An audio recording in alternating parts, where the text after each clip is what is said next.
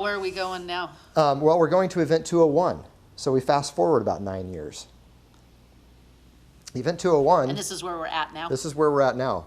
Event 201 happened in October of 2019.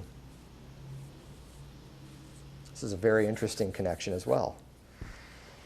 Event 201 was put on by the Johns Hopkins University, the Bill and Melinda Gates Foundation, and the World Economic Forum. Isn't that lovely? Mm-hmm. Isn't that a lovely group of cohorts? So, what is Event 201? It was a 3.5-hour pandemic tabletop exercise that simulated a series of dramatic scenario-based facilitated discussions confronting difficult, true-to-life dilemmas associated with the response to a hypothetical but scientifically plausible pandemic. Now, mind you, October of 2019 is when they did this. That is exactly in that time frame when this was already starting, when COVID-19 was already on the map. Yep. So they were starting something they knew They was already gonna had it happen. in mind, okay? They already had it in mind. Bill Gates was part of this too. As a matter of fact, in part of this document is all of the people that were involved in that and companies and different things.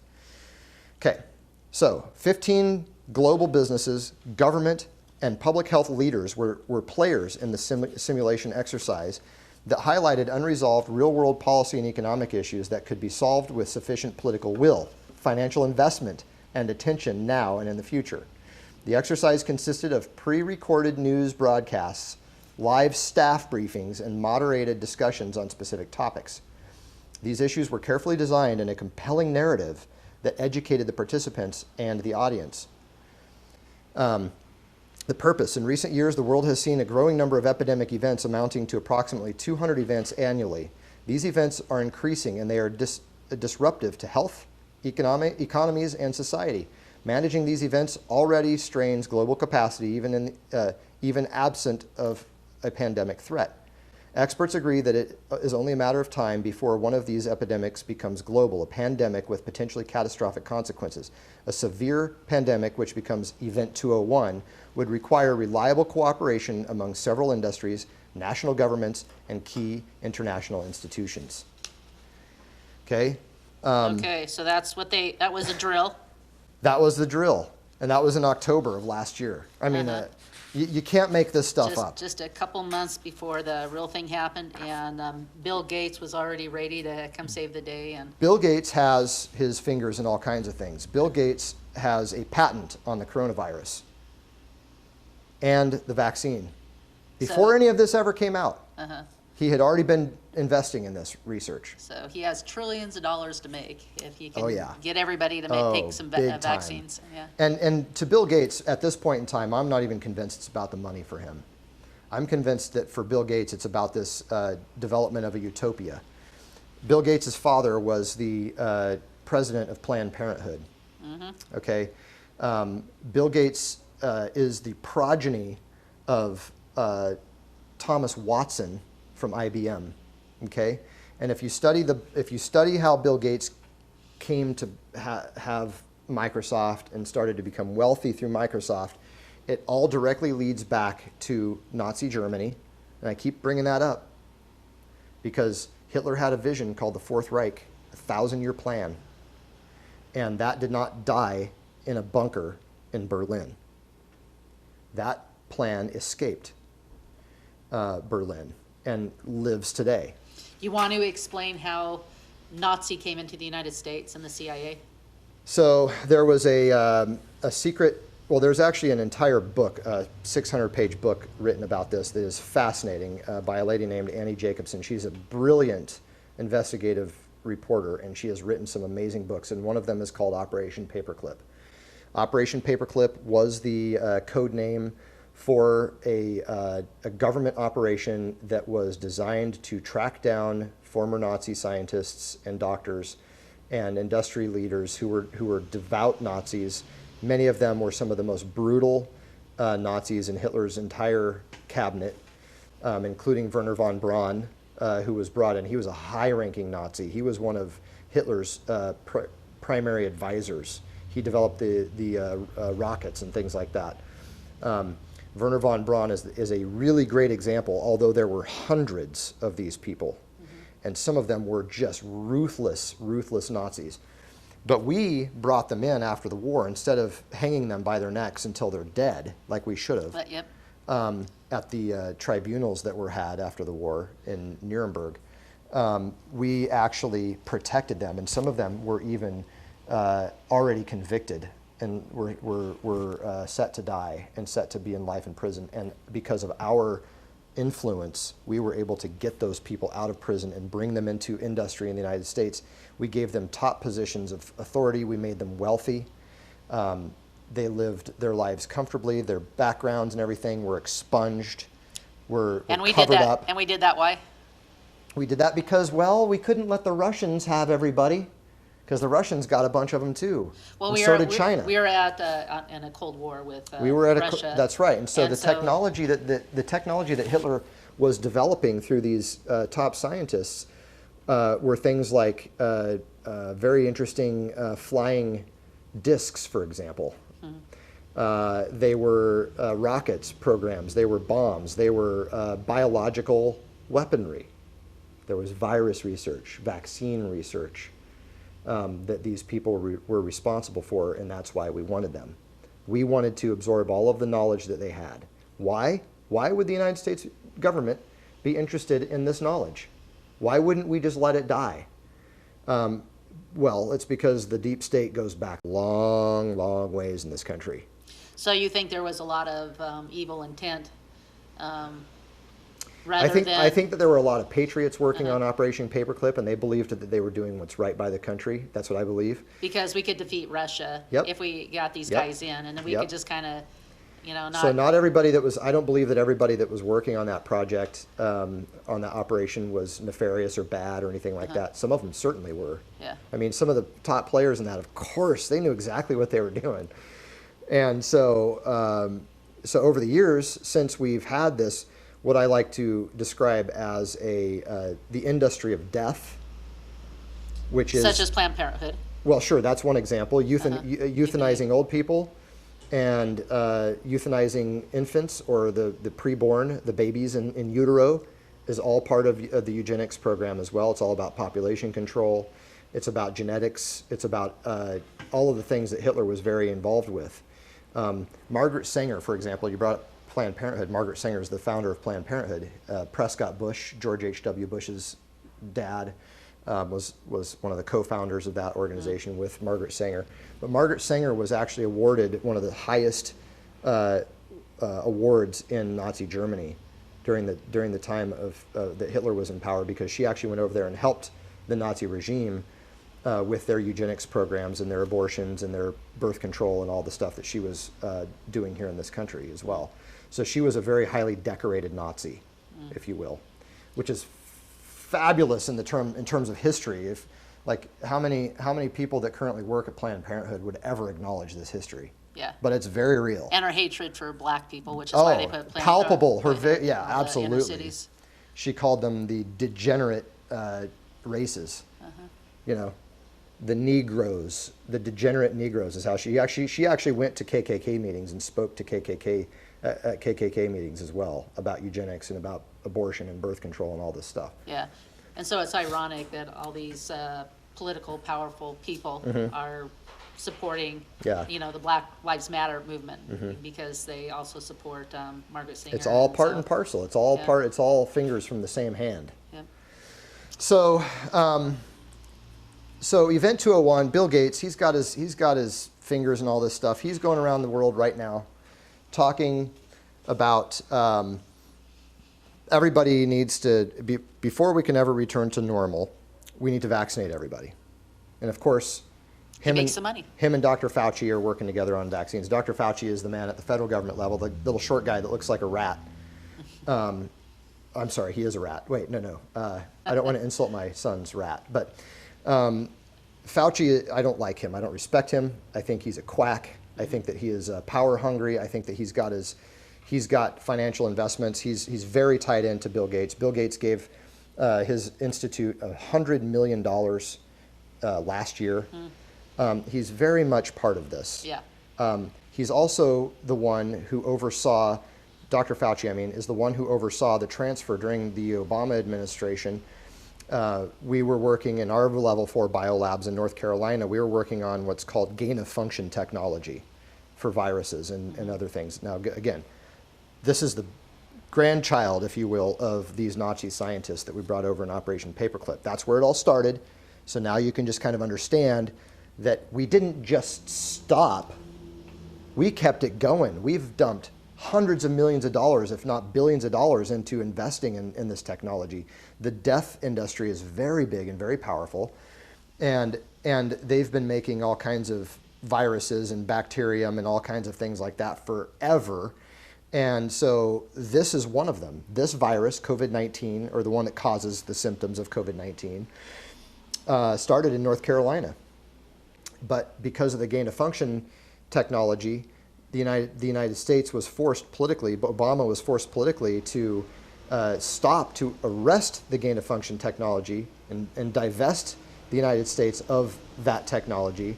But what happened is Dr. Fauci took it directly to the Wuhan bioweapons lab, and that's the tie-in here. That's how we know this was a lab-created virus, is because it started in a lab in the United States. Mm-hmm. It was being studied at Harvard. As a matter of fact, there's a Harvard professor that's been arrested for espionage because he had a bunch of Chinese military members who were his students, and they're the ones who one of them was caught stealing. He literally had vials of research in his briefcase, and he got stopped at the border trying to leave the country with them.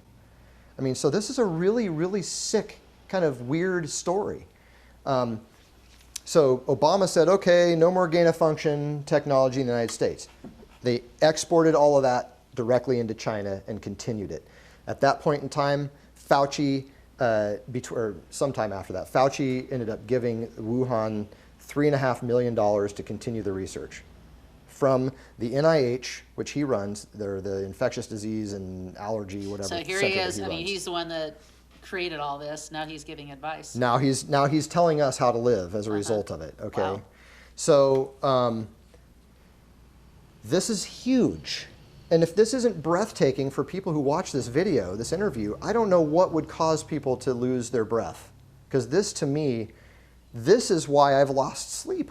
Mm-hmm. I'm connecting these dots going, it is not hard to understand what's going on here. The overrated, the overblown death rates that were supposed to happen, the models that they came out with to show that this was just going to go crazy, it's very virulent and deadly, just like in the description in these events, it's almost like this was a test. It's almost like lockstep was being practiced. Mm-hmm. You see, it's like a drill almost. Right. And so we don't even know if half the deaths that happened from COVID-19 might have just been the flu. Right. I mean, honestly, we honestly do not know. Right. Yeah. It so depends on the integrity of the reporting. Doctors. Yeah. Yep. And many deaths were assumed to be COVID and they never got tested just because they couldn't test. They couldn't test it, assumed, or they just wanted the money. Yeah. Yeah. And so there's actually been some lawsuits that have been won proving this. It's not like I'm not making this up. That's the other thing. A lot of people are like, oh no, they would never do that. No, they would do that, and they did do that. It's so obvious, and and there's a paper trail proving it. It's not hypothetical. Yeah, there's a lot of good people out there that don't want to understand that there's really evil people out That's there. right. And they How really could do these exist. people do this to us? Yeah. Well, they did it to us, and they're doing it still. Satanically inspired, including HR 6666. I mean, here's one for the cameras. Let that sink in just for a second. This is a bill that is currently in the House, the Congress, the 116th Congress of the United States of America. And it is 100% partisan. 100% of the co-authors and signatories on this bill are Democrat. Suzanne Bonamici, who is the representative from our area, I have connected with her on this issue. She supports it 100%. I told her that I thought it was the new Gestapo, and she wrote me back this really flowery email telling me how great HR 6666 is. She didn't address any of my concerns. She just said, oh, it's so great, and we're going to do this and that with it. And so I wrote her back, Interesting. and I wrote her back, and I said, so you think you can just put me off with a bunch of flowery nonsense without answering any of my specific concerns? Who are these people that we have elected?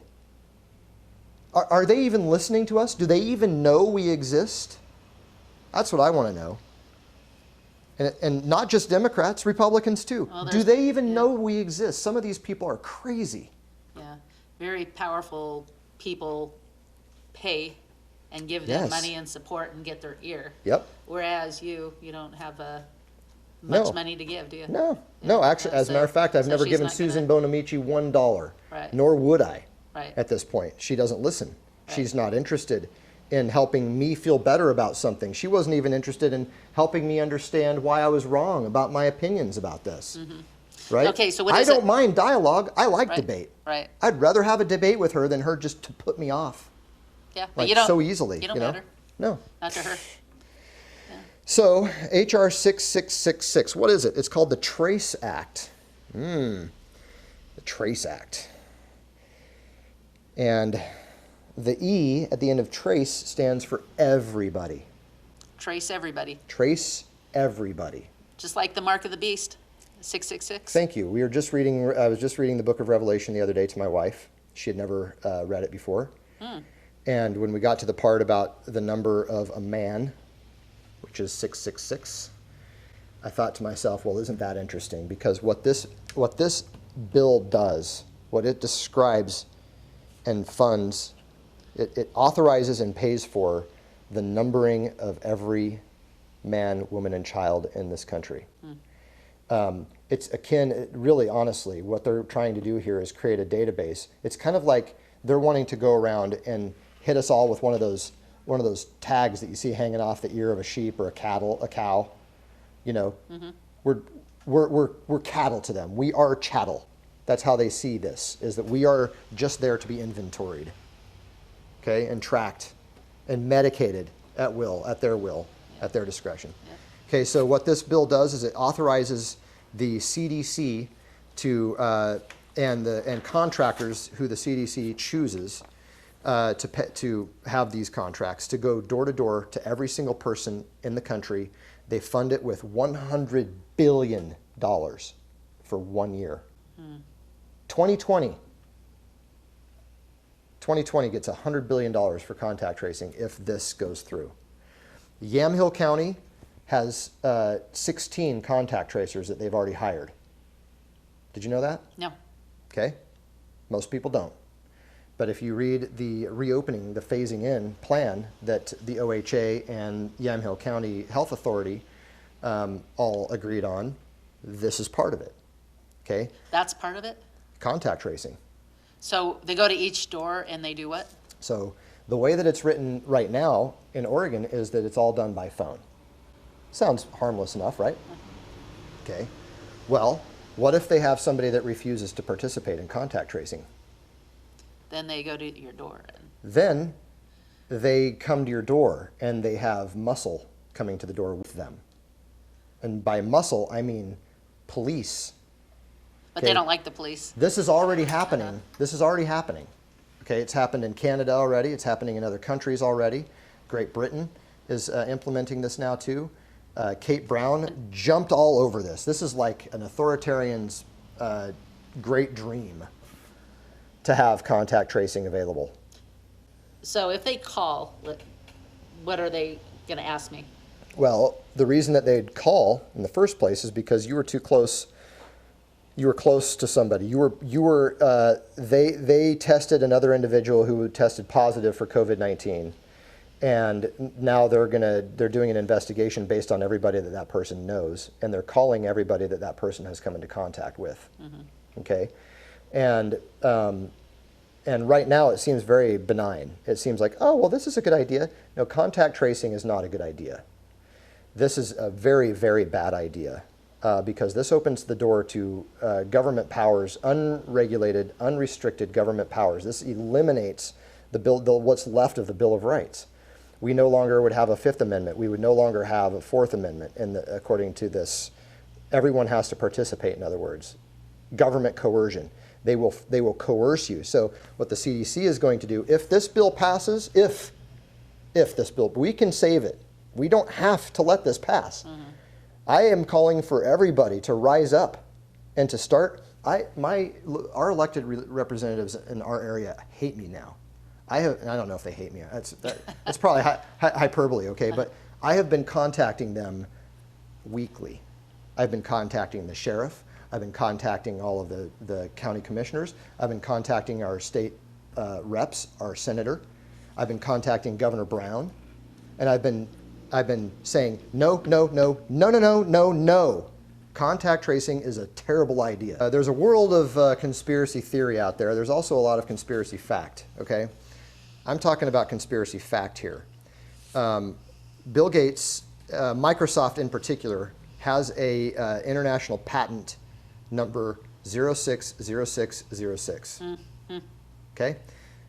In other words, patent number 666. And what patent number 666 is for is, and it was done in March 26, it is a sensor, it's a chip, it's an implant, okay? Communicatively coupled to a comprised in the device of a user may sense body activity of the user. Body activity data may be generated based on the sensed body activity of the user. And what they're introducing this as is a cryptocurrency mining tool. But what this really plays into is this, and tracking people. It is a tracking device that can read your body's chemistry and all kinds of things, okay? And so it's an implant in the right hand? Well, sure. Forehead? Yeah, right. Yeah. The other thing that Bill Gates is wanting to do with his vaccines is to implant what's called a micro nanodot that can be read by a digital device, like a cell phone, with a certain attachment, to see if you've been vaccinated, to see if we can return to normal. This is what we're dealing with. We're literally dealing with people making bills called 666 and patent numbers 666 for this technology. Yep. If that doesn't give us a clue, I don't know what would. I don't either. It just blurs out. So. It's kind of obvious. Yeah, we're going to see who is good and evil based on who agrees and disagrees with this, in my opinion. Yeah, this is some powerful information. It's a lot to digest, and thanks for having me on. I know that we're limited on time, but I really appreciate you letting me clear I've been really wanting to talk about this. So. Yeah, well, I'm really glad that you came on. I'm really glad you did. I do a lot of looking into things too, but you always taught me on all the research you do, so thank you so much. So when they asked Jesus, what's the sign of your coming into the end of the age? He goes through, this is Matthew 24, and then many will be offended and betray one another and will hate one another, and many false prophets will arise and deceive many, and because of lawlessness will abound, the love of many will grow cold. But those who call on the name of the Lord shall be saved. Yeah. So we're seeing lawlessness abound like crazy. And, I would say, hey, it's going to get really scary out there, but it also, fear not, for he is with us. That's all we're going to have, coming up. That's all a lot of people have right now, in downtown areas, where Antifa is running wild. This is going to happen. It was supposed to happen, and here we are. And it's just going to continue and continue. And then at some point, they're going to, have their day, payday. Payday's going to come. And that's the return of Christ, and everything's going to be glorious and great after that. I don't think that we're too far from that, in my opinion, but, we'll see. So. I've certainly been praying a lot. Yeah. And it is really interesting that when I pray, there is a peace that passes understanding. Yeah. And if I could give anybody a little bit of hope in this time where people are depressed and wondering what the future holds, it is pray. Yeah. Ask God for clarity. Yeah. Don't be depressed. You know what it's doing to me is it's just making me that much more fervent to be, a spiritual warrior. Ephesians 6, calls us to be. We need to become more fervent and not bow down to depression. Certainly don't bow down to the government or Antifa, but do what we know is right. Pray and be in the Word too. So, hey, thanks. You. Yeah. All right. Thanks for tuning in. Have a good day. Bye-bye.